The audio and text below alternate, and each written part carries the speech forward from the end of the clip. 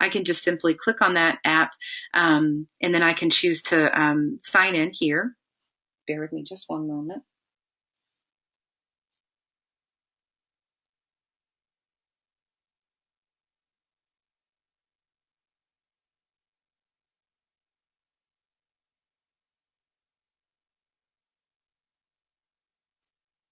Tell you what, these passwords these days, guys. There we go. Okay. So once we are logged in, it immediately takes us to, if you will, a quick pay screen almost. It looks very similar. So this is going to allow them to start entering a payment from the screen. Now, again, they can have the swipers attached. We'll look at those. It's the Dynamag and the Secure Mag, but we'll look at that here in just a moment as well. And also Bluetooth printer. We have one of those as well that is compatible. So we'll look at that. But if I want to start entering a sale, I just start typing the amount in. If I make a mistake, I can press the large arrow in the bottom right-hand corner to back up. If I want to place or to process a refund instead of a sale, I can press the plus or minus sign. And there is no denying that's definitely a refund. So it's very visible so that the merchant doesn't make any mistakes when processing. So I can enter the amount here. And then what I want to do is press the $ in the top right-hand corner. And before I forget, I want to mention to everyone, there is a full user guide already on the MX Express mobile app in the folders tab in MX ISO Agent. It tells you everything that's available. We'll be reviewing that, but just as a leave behind so everyone knows too that that's there. So I'm going to click again in the top right-hand corner to process the sale on the $. And then it's going to show me the amount that I'm going to charge. And it's also going to either allow me to swipe the card at this point, or I can hand key it. Or if you notice the little camera in the top right-hand corner, I can choose to take a picture of the card. And it doesn't count as a swiped card because it's not obtaining track data. However, it does allow the merchant to not have to key in the information, possibly saving them from any mistakes. So that's just one way we were, attempting to help the merchant out with that. And the way that they do that is when they first install the app, it asks if they would like the app to allow it to access the camera, and that's why. And that's explained in the user guide as well, by the way. So I'll enter the expiration date, and then notice the charge button populates. So now I can choose to charge the card.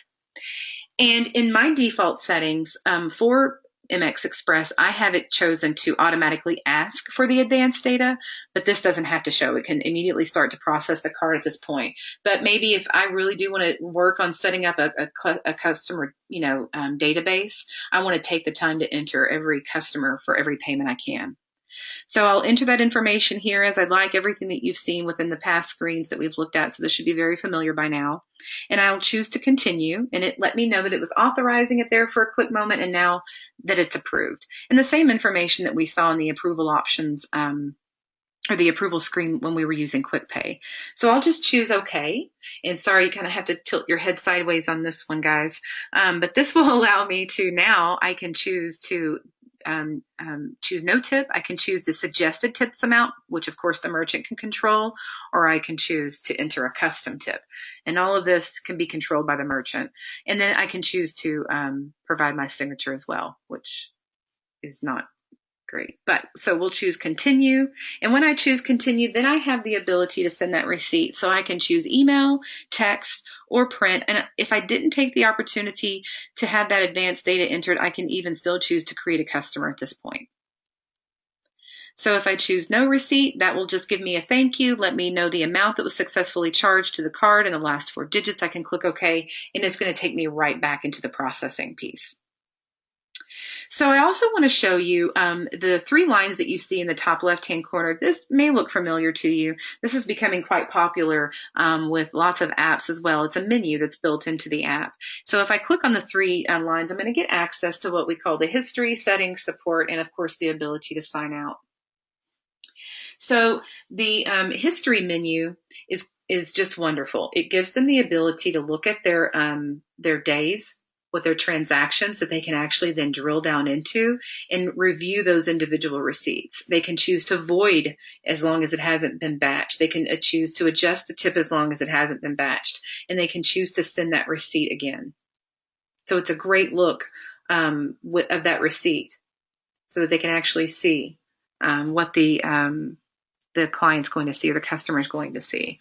They can see if any of the transactions were approved, if they were declined. They can see them over the past days as well. They can see the batches that were settled. And they can also do that by clicking on the batch button here. And notice it's very, very easy to see that the open batch is in bright green there. I can tell that it's open. I can click here and I can choose to close the batch at the very top of the screen. I can even choose to go into the individual sales and again, adjust a tip, void, or even resend a receipt. So great options there. I can go back and look at closed batches as well. Look at the individual transactions that make up those sales as well. And just to go back then to our menu in the settings tab here, if I'm a multi-merchant, I can choose to sign in as a multi-merchant here or switch over to a different merchant, different location. I can choose the signature settings that I'd like here, when to prompt. I can choose the tip settings here also. And I just want to talk really quick about something that we call the smart tips here. So because tips are set in percentages, a very small payment amount doesn't really result in a very big tip.